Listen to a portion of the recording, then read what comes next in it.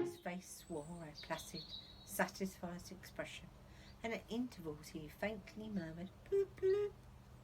The mole was busy trying to quiet the horse, which he succeeded in doing after a time. Then he went to look at the cart, on its side in the ditch. It was indeed a sorry sight. Panels and windows smashed, axles hopelessly bent, one wheel off, sardine tins scattered over the wide world, and the bird in the cage sobbing pitifully and calling to be let out. The rat came to help him, but their united efforts were not sufficient to right the cart. "Hi, Toad," they cried. "Come and bear a hand, can't you?" The toad never answered a word or budged from his seat on the road, so they went to see what was the matter with him. They found him in some sort of trance, a happy smile on his face, his eyes still fixed on the dusty wake of their destroyer. At intervals he was still heard to murmur, "Poop, poop." The rat shook him by the shoulders. "Are you coming to help us, Toad?" he demanded sternly. "Glorious stirring sight," murmured Toad, never offering to move. "The poetry of motion, the real way to travel, the only way to travel, here today, and next week tomorrow. Villages skipped, towns and cities jumped, always somebody else's horizon. Oh bliss! Ooh, ooh, ooh. Oh my, oh my. Oh, stop being an ass, Toad," cried the mole despairingly. "And to think I never knew," went on the toad in a dreamy, monotone voice.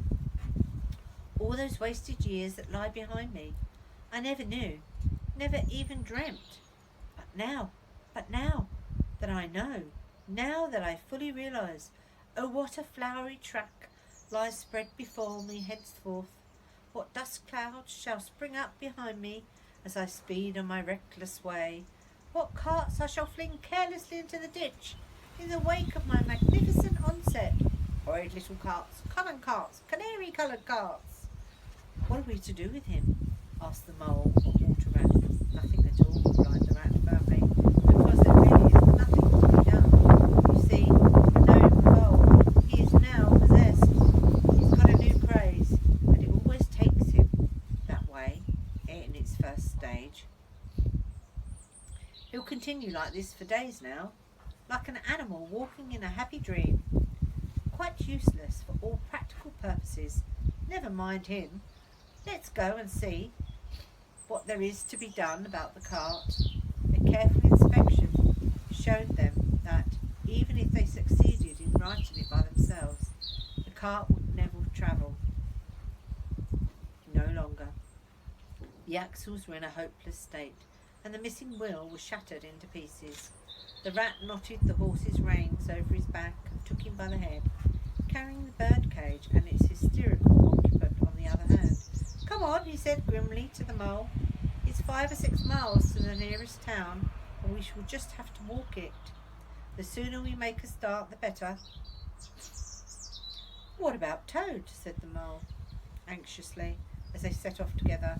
"We can't leave him here, sitting in the middle of the road by himself, in that distracted state he's in. It's not safe. Supposing another thing were to come along." "Oh, bother Toad," said Rat savagely. "I've done with him." They had not proceeded very far on their way, however, when there was a pattering of feet behind them. The toad caught up with them, thrust a paw in inside the elbow of each of them, still breathing short and staring into vacancy. "Now look here, Toad," said the rat sharply. "As soon as we get to the town, we'll have to go straight to the police station and see if you know something about that motor car and who it belongs to, and lodge a complaint against it. And then you'll have to go to the blacksmith or the wheelwright's and arrange for the cart to be fetched and mended and put to rights. It'll take time, but it's not quite a hopeless smash. Meanwhile, the mole and I will go to the inn and find comfortable rooms where we can stay till the cart's ready, until your nerves have recovered their shock." "Police station? Complaint?"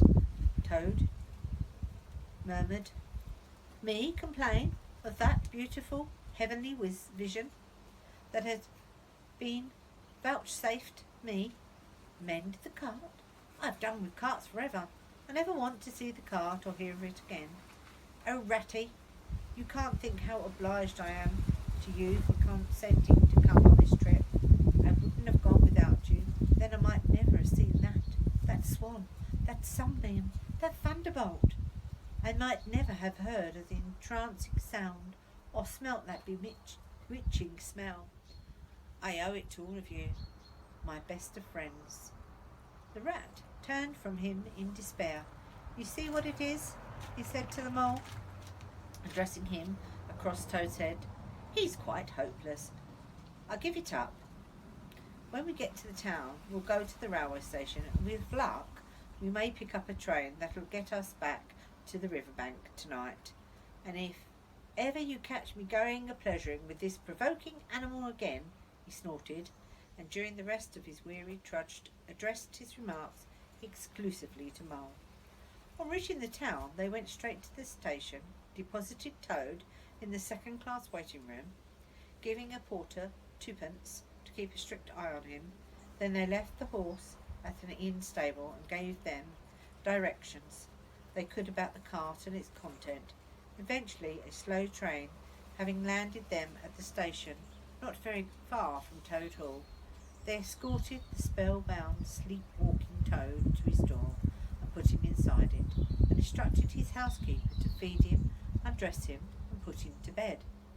Then they got out their boat from the boathouse, sculled down the river home, and at very late hour sat down to supper in their own cosy riverside parlour, to the rat's great joy and contentment.